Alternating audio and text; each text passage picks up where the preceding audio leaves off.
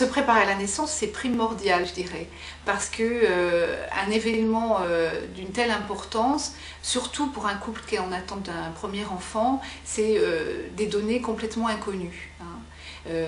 La peur d'accoucher, la peur de la douleur, la peur de savoir ce qu'on va faire quand on arrivera à la maternité.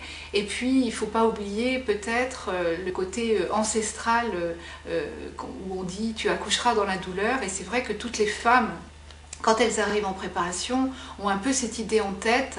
Et je pense que pour bien gérer l'événement, il faut pouvoir s'y préparer avec une professionnelle.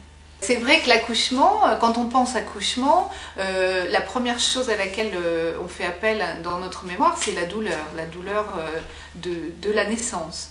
Mais on peut aussi poser un tas d'autres questions. L'arrivée de ce bébé, l'accueil de ce bébé, la place du père, le projet du couple, c'est toutes ces questions auxquelles doivent répondre les sages-femmes.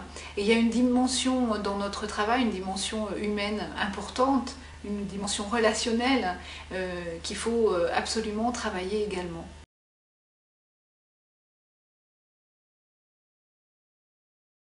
Je trouve que trop souvent, on parle de la douleur comme quelque chose qu'on devrait combattre. Quelque chose dont on devrait vraiment se séparer à tout prix, à toute force, hein, qu'on devrait gommer. Or, il faut plutôt envisager la douleur comme une nécessité dans la mesure où c'est parce qu'on a mal qu'on peut se protéger contre cette douleur.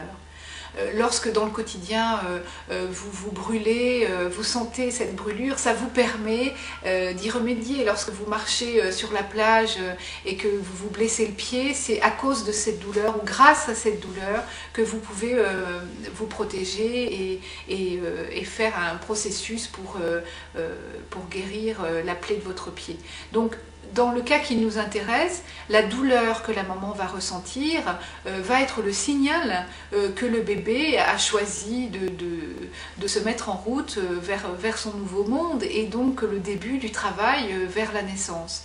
Donc cette douleur, il faut pouvoir apprendre à la gérer et non pas à tout prix à la combattre. Je pense que c'est essentiel qu'on remette un peu les pendules à l'heure à ce niveau-là.